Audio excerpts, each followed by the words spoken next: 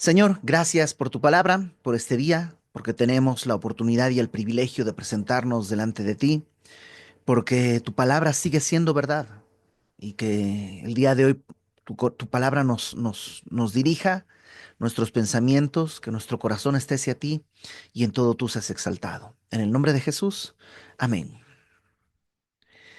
Apocalipsis capítulo 11. Estamos en lo que sería la frontera de la primera parte y la segunda parte de esto que hemos llamado la semana 70 de Daniel. A veces se le llama la gran tribulación, que son estos últimos 7 años. Apocalipsis es un libro fácil de entender porque tiene su propio bosquejo divino, que está en el capítulo 1 versículo 19, en donde Dios divide el libro en tres. Jesús le dice a Juan: escribe, número uno, las cosas que has visto. ¿Qué fue lo que vio el capítulo uno? Vio a Cristo glorificado. Luego, las cosas que son, capítulos 2 y 3 en presente, las 7 cartas a 7 iglesias que representan la historia universal de la iglesia. Y luego dice las cosas que han de ser después de estas. ¿Después de qué? Pues de las que son, después de la iglesia hay algo. La iglesia en un momento dejará de estar en la tierra, y las cosas que son después de estas son capítulos 4 en adelante. Esta división, esta última tercera parte, la hemos dividido también en capítulos 4 y 5, donde vemos a la iglesia en el cielo delante de Dios, adorando ante el trono. Capítulo 4 y 5 está ahí la iglesia. Capítulo 6 al 19 es esto que hemos llamado la semana 70, la gran tribulación, la semana 70 de Daniel. Estos del 6 al 19 son tres series de 7 juicios. Primero 7 sellos, luego 7 trompetas y luego 7 copas, que nos llevan a la culminación en el capítulo 19, cuando Cristo regresa a la tierra. Y esto hay muchas maneras de verlo, pero desde mi perspectiva, la manera más sencilla es verlo de manera lineal, es decir, comienzas por el principio y terminas en el final. O sea, no hay que estar haciendo rodeos y espirales y ochos y cosas así, sino de manera lineal, capítulo uno, luego el 2, 3, 4 y así. De esta manera podemos decir que la iglesia no estará presente en la gran tribulación, porque en el 4 y 5 la iglesia está en el cielo, y mi maestra desde chiquito me enseñó que el 6 está siempre después del 5 y el 5 está siempre antes del 6. Por tanto, si en el 5 la iglesia está en el cielo, cuando en el 6 se desate la gran tribulación, la iglesia no está en la tierra. ¿Por qué? Porque está en el cielo. Además, que no se la vuelva a mencionar a la iglesia hasta el capítulo 19, cuando hablamos del regreso de Cristo. Hemos visto ya todas estas series y llegamos justo a la mitad. Hace algunas semanas hicimos un pequeño paréntesis para ir a Daniel y repasar por qué decimos que son 7 años y por qué creemos que están divididos en dos mitades. La primera mitad, 3 años y medio, 3 años y medio la segunda mitad, y al medio tenemos lo que hemos llamado la abominación desoladora. Algo que el Señor Jesús en Mateo 24 también menciona. Cuando veas en el lugar santo la abominación desoladora de la que habló el profeta Daniel, segunda de Tesalonicenses capítulo 2, dice que este hombre de perdición, el que llamamos anticristo, se sentará en el templo de Dios demandando adoración, porque él mismo se pensará Dios. Bueno, ese punto, esa mitad, está a punto de llegar en los capítulos 12 y 13. Y lo que vamos a ver el día de hoy es justo la antesala a eso. Eh, Hemos visto primero los 7 sellos. Luego hemos visto las trompetas hasta la sexta trompeta, que también la quinta trompeta se llama el primer ay, la sexta trompeta se llama el segundo ay, porque son cosas ya terribles. Es decir, hemos pasado de eventos que podríamos considerarlos, digamos, comunes a la historia humana: pestes, terremotos, guerras, enfermedad. Todo esto ha sido común en la historia humana. Pero a medida que hemos ido avanzando, hay cosas que ya no son tan comunes en la historia humana. Hay una invasión de seres demoníacos por todas partes. Hay un ejército que va a exterminar la tercera parte de la humanidad. Y llegamos ahora al capítulo 11, versículo 15. Capítulo 11, versículo 15. Vamos a repasar este pedacito porque creo que es muy importante. Dice capítulo 11, versículo 15. El séptimo ángel tocó la trompeta y hubo grandes voces en el cielo que decían, los reinos del mundo han venido a ser de nuestro Señor y de su Cristo. Ok, esta última, la séptima trompeta, debería ser el tercer ay, ¿no? Es lo lógico, esperaríamos, hemos visto el primer ay, el segundo ay, debería ser el tercer ay. Y uno esperaría en el tercer ay algo terrible, ¿no? Se abrió la tierra y se devoró a 2/3 de las personas, no sé, algo así como, pues sí, que creciendo ha estado todo el juicio y todo esto de muertes, pero en realidad cuando la séptima trompeta suena, dice, hubo grandes voces en el cielo que decían, ¿quiénes están en el cielo? Bueno, en el cielo están, en primer lugar, la iglesia. Están los cuatro seres vivientes. Están ángeles, millares, millones y millones de ángeles alrededor del trono. Bueno, todas esas voces están diciendo, los reinos del mundo han venido a ser de nuestro Señor y de su Cristo. Algo que todos anhelamos. Es decir, cuando oramos, Señor, venga tu reino, estamos anhelando un reino físico. Yo sé, el día de hoy el reino de Cristo es de manera espiritual en cada creyente. Es decir, el reino está en nuestro corazón y por eso nosotros somos ciudadanos del reino, aunque estamos en un mundo caído y corrupto. Pero un día nuestro anhelo es que este mundo sea físicamente el reino donde Cristo está gobernando.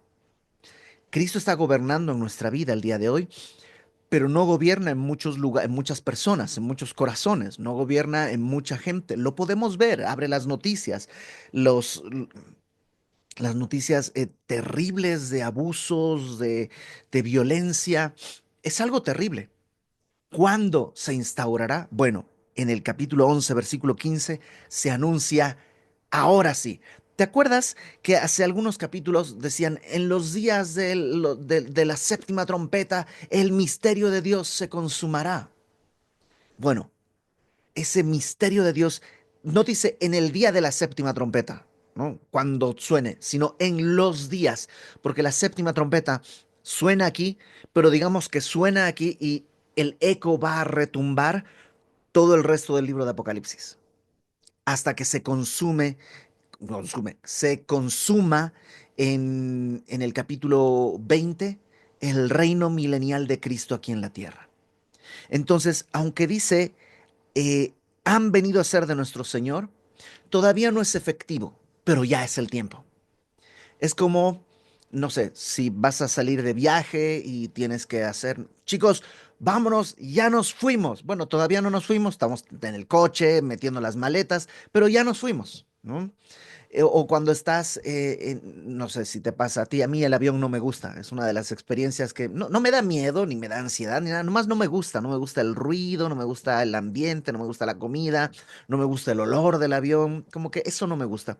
Entonces cuando dicen, ya por los tiempos, revisas, ya vamos a llegar y te dicen, por favor, abróchense los cinturones porque ya vamos a entrar en velocidad, en altura y tiempo para aterrizar o lo que sea, ya llegamos. Todavía falta probablemente media hora o tal vez incluso un poco más si estás en un aeropuerto que tiene muchos aviones y te tienen dando vueltas esperando que te den pista, pero ya llegamos. O sea, en realidad no, todavía falta que aterrices, todavía falta que carretee hasta donde tienes que bajar, todavía, o sea, todavía falta, pero ya llegamos, ¿no? Algo así. El Señor dice, los reinos del mundo han venido a ser de nuestro Señor y de su Cristo, y Él reinará por los siglos de los siglos. Este es el anhelo que todos tenemos. Este es nuestro mayor anhelo, que el reino que Él ha establecido en nuestro corazón esté ahora establecido en la tierra. Ahora, por eso están, fíjate el verso 16, los 24 ancianos que estaban sentados delante de Dios en sus tronos, se postraron sobre sus rostros y adoraron a Dios. Claro, estos ancianos dijimos que son representantes de la iglesia. No sabemos quiénes son exactamente, pero cuando los vimos en los capítulos 4 y 5, cantan un cántico que no lo puede cantar nadie más. Dicen, tú nos has redimido de todo pueblo, de toda tribu, de toda lengua, de toda nación. Los ángeles no pueden cantar eso, los inconversos no pueden cantar eso, Israel no puede cantar eso porque ellos son de Israel, no son de todo tribu, lengua y nación. ¿Quién puede cantar, nos has redimido de toda lengua, de toda nación, de toda tribu? Solo la iglesia, que somos este grupo multicultural, multiétnico, este, que, que ahora tienen sus representantes en los tronos alrededor del trono de Dios y ellos, digamos, en representación nuestra y de alguna manera entonces nosotros, dice, se postraron sobre sus rostros. ¿Por qué? Si todavía no ha pasado nada, porque no importa.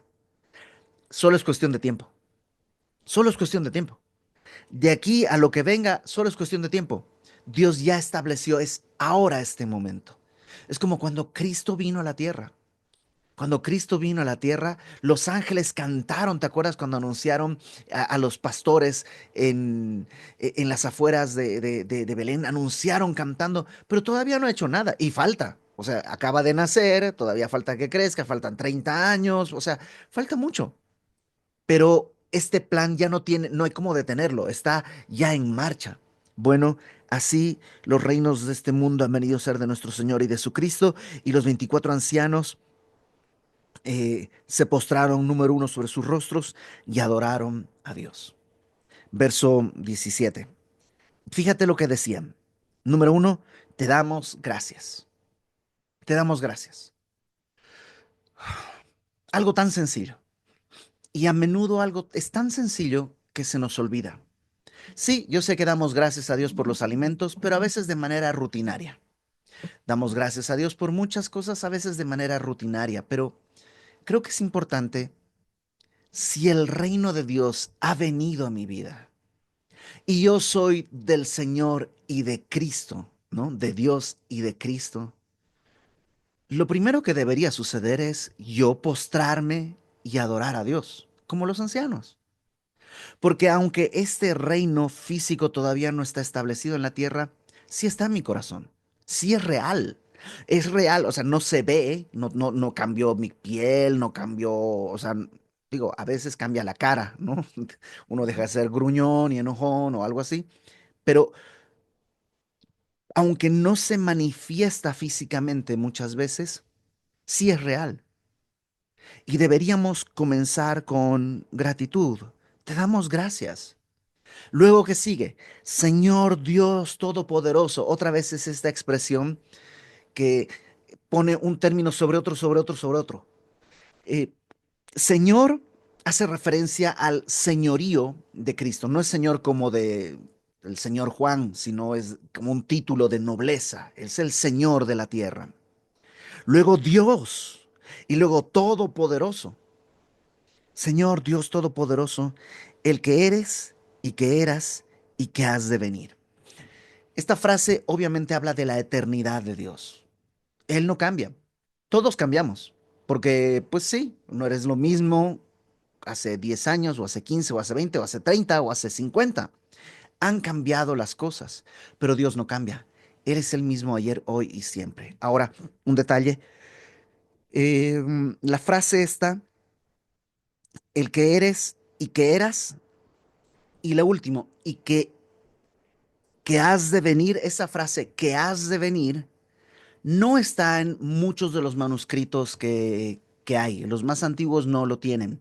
Y si tú revisas una versión, la NTV, la NBI, otras versiones, notarás que solo dice el que eres y que eras. ¿Por qué no dice el que has de venir? Muchos plantean que, pues, porque ya es una realidad. O sea, no es, antes se decía el que eres, el que eras, el que has de venir, este anhelo, el que has de venir, el que has de venir a reinar.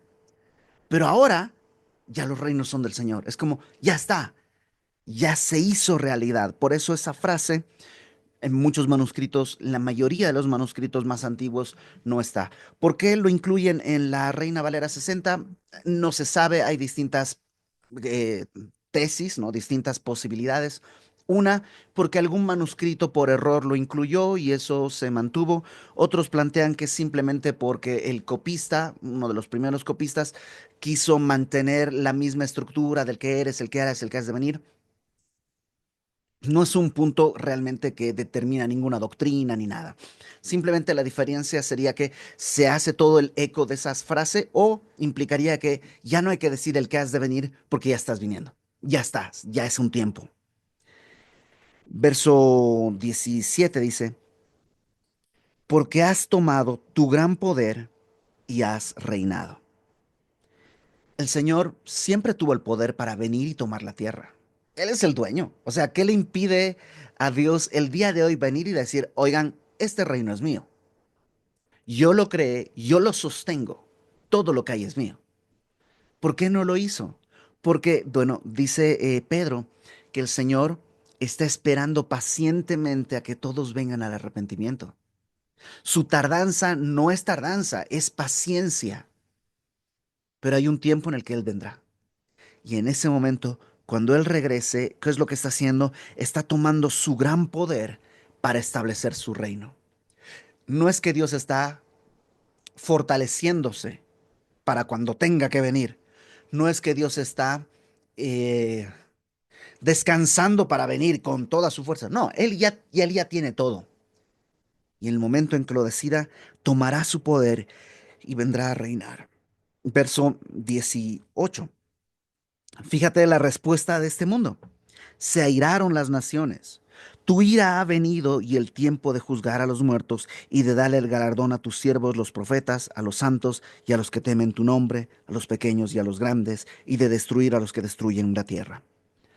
Hay, eh, Dios es un Dios justo.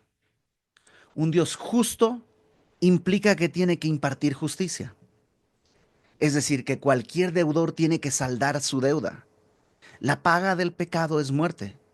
Dios en su misericordia no es que suspende la paga, porque eso sería injusticia. Hoy lo vemos y lo sufrimos. Cuando un juez deja ir libre a un delincuente, nos duele, ¿no? Nos indigna porque en nosotros está este anhelo de justicia. Un delincuente debería pagar por su delito. Entonces, si lo deja ir libre, sería un juez corrupto. O, en el mejor de los casos, siendo muy benigno, pues nomás es incapaz, ¿no? Fue torpe y no supo cómo condenarlo. Bueno, Dios no puede dejarnos sin condena. Por eso lo que hace es cumplir nuestra condena para que nosotros no tengamos que cumplirla de nuevo. Él ya murió, por tanto nosotros tenemos una esperanza de vida eterna, pero tiene que juzgar. Un Dios, a veces te dicen, ¿cómo Dios? Si es tan bueno, ¿por qué va a mandar tanta gente al infierno? Dios no va a mandar gente al infierno. La gente, al rechazar el Evangelio, está escogiendo dónde ir, donde no esté el Señor. Pero Dios tiene que hacer esa justicia. Por eso dice que las naciones se van a airar, se van a enojar, porque su ira ha venido. La ira de Dios, a diferencia de nosotros, no es un arrebato, no es un cambio de humor. Todos tenemos eso. Estás todo feliz, ¿no? Y de pronto pues, vas en el coche, ¿no? Qué bello día, qué feliz soy, por el camino cantando voy, pues llevo... De pronto alguien se cierra y te enoja, ¿no? Eso es ira en nosotros. Hay un cambio de humor. Dios no tiene cambio. Él es el mismo ayer, hoy y siempre. Entonces, ¿cómo funciona esto? Bueno, la palabra dice que Dios está airado con el impío todo el tiempo. ¿Por qué? Porque es lo justo. La ira es la respuesta justa ante el pecado. No es injusto, es lo correcto. Y tú y yo lo podemos entender. Piensa en alguien que está cometiendo un abuso terrible contra un pequeñito. ¿Cuál sería la respuesta justa ante ese acto? Ira. Bueno, eso viene por el eco de justicia que tenemos de nuestro Dios. Su ira ha llegado y las naciones respondieron con ira, se airaron, pero ahora sí, la ira de las naciones es pecaminosa. Y el Salmo 2, fíjate lo que dice el Salmo 2. Vamos a leerlo. Salmo 2. Salmos Número 2, dice, ¿por qué se amotinan las gentes y los pueblos piensan cosas vanas, cosas absurdas, ¿no? La gente pensando, vamos a rebelarnos contra Dios. ¿En qué cabeza cabe que puedes ganarle a Dios? Es un mosquito queriendo aplastar a un rinoceronte. No es posible. Y, digamos, tiene más probabilidades un mosquito contra un rinoceronte que un ser creado contra el creador. ¿Por qué piensan cosas vanas? Se levantarán los reyes de la tierra y los príncipes consultarán unidos contra Jehová y contra su ungido, contra el Mesías, diciendo, rompamos sus ligaduras, quitémonos su reino, ¿no? Rompamos sus ligaduras, echemos de nosotros sus cuerdas. El que mora en los cielos se reirá. Claro. Nadie puede escapar de la ira de Dios. Lamentablemente, la gente responderá con ira ante el castigo de Dios, en vez de responder con arrepentimiento, en vez de responder con clamor de misericordia. Entonces dice, las naciones se airaron, su ira ha venido, el tiempo de juzgar a los muertos y de dar el galardón a tus siervos, los profetas y santos, y a los santos y a los que temen tu nombre, pequeños y grandes. Así como Dios va a juzgar eh, a los vivos por sus hechos, a los muertos por la fe que sucedió, también va a juzgar a los santos. No nos va a juzgar para salvación, porque si somos santos es porque hemos creído. Si nos juzgara por nuestros hechos, también estaríamos muertos, ¿no? A través de la fe somos juzgados en Cristo, pero habrá otro juicio, un juicio para determinar la recompensa. La Biblia no nos explica mucho, pero sí habla mucho acerca de la recompensa que tendremos en el cielo.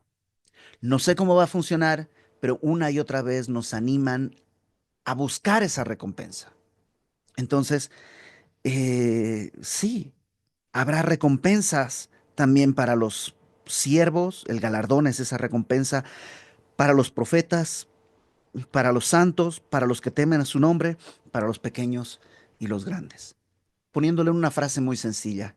La salvación es un acto divino, es un acto de Dios, es algo que solo Él puede hacer, solo Él tiene la gracia y el poder y la misericordia para obrar en nosotros la salvación. Pero una vez salvos, nuestras obras sí cuentan, sí valen. No valen para salvación, pero sí valen. Es decir, si tú dejas padre y madre por causa del Señor, no te hace más salvo que otro que no dejó padre y madre por causa del Señor. Son los dos igual de salvos. Pero aquel que deja tendrá recompensa. Aquel profeta tendrá recompensa de profeta. Entonces vale la pena el día de hoy vivir para buscar esas recompensas que son eternas. Siempre olvido cómo era la frase de Jim Elliot, así que probablemente la voy a decir mal, pero ahí tú la buscas luego en internet, Jim Elliot frases, y te va a salir perfecta. Pero Jim Elliot decía, no es tonto aquel que deja lo que no puede conservar por obtener aquello que no puede perder. ¿Y sabes qué hizo Jim Elliot? Abandonó un ministerio que estaba creciendo en Ecuador y se adentró a la selva a predicar el evangelio a una tribu que nunca habían llegado. Y terminó muriendo. Terminó entregando su vida. Y la gente diría, pero ¿por qué lo hizo? Si Dios lo estaba usando tan bien, donde ya estaba predicando, no es, o sea, no es que estaba vendiendo chocolates, ya estaba predicando el evangelio, ya tenía un ministerio creciente. ¿Por qué abandonó todo y se fue a esta tribu? ¿No fue una pérdida? Bueno, a partir de la muerte de Jim Elliot se levantó un movimiento misionero de un montorrononón de gente que fue a predicar a los guauranis, a esta tribu, y terminaron conduciendo a esta tribu al evangelio. Entonces, ¿valió o no valió la pena su muerte? Si le preguntaran a él, yo creo que diría valió la pena. Entonces, hay recompensas que Dios quiere dar. Y a cada quien, pequeños y grandes, Dios dará su recompensa. Y dice al final también a los que destruyen, la promesa de destruir a los que destruyen la tierra. ¿Por qué? Porque tenemos una mayordomía. La tierra fue entregada al Señor, al ser humano, y el ser humano, pues no solo hablando de la ecología, no hemos sido sabios, sino la tierra en todo el sentido. los seres humanos, no solo los seres animales o las plantas, también en el trato del ser humano, Dios va a traer el juicio porque es lo correcto. Ahora, verso 19. Y el templo de Dios fue abierto en el cielo, y el arca de su pacto se veía en el templo. El templo, eh, lo vimos en Hebreos, el templo en la tierra era una especie de maqueta, por decirlo, sin faltarle el respeto, una especie de representación de lo que es el templo en el cielo.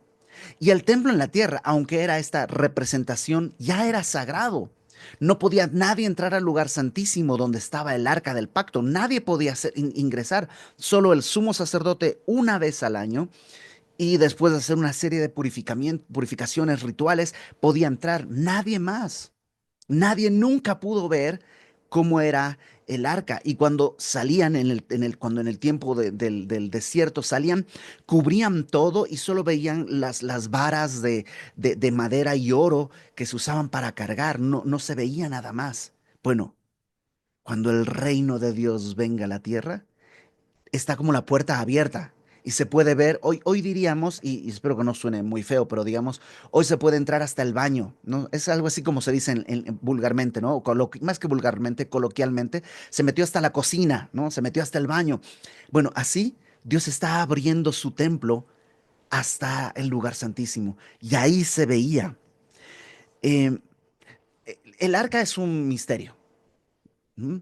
Eh, Dios determinó cómo tenía que hacerse.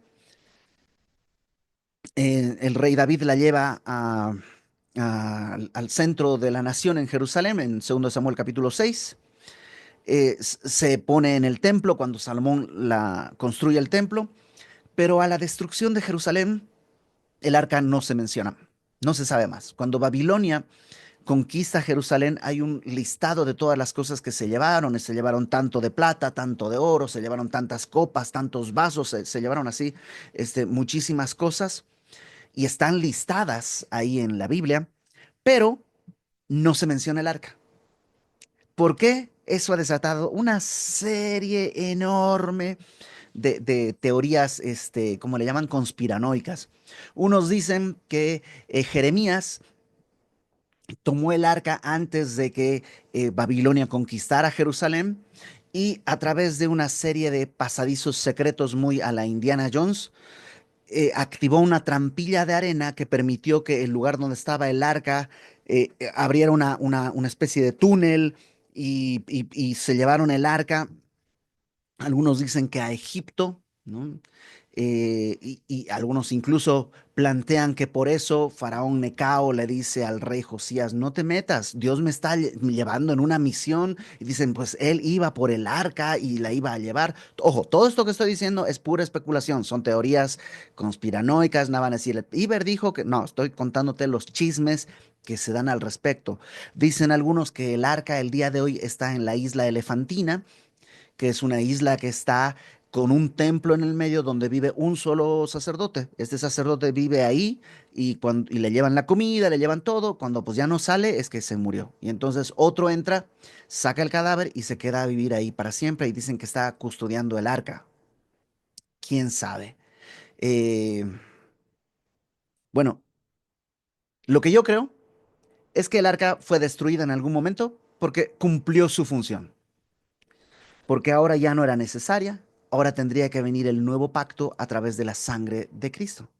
El arca servía para poner la sangre donde el día del sacrificio nacional se ponía la sangre y digamos que en la tapa del arca, que es el propiciatorio, y adentro del arca estaban cosas que representaban el pecado de la humanidad. Y Dios veía a través, digamos, Dios ve desde arriba, ve el pecado de la humanidad a través de la sangre de Cristo.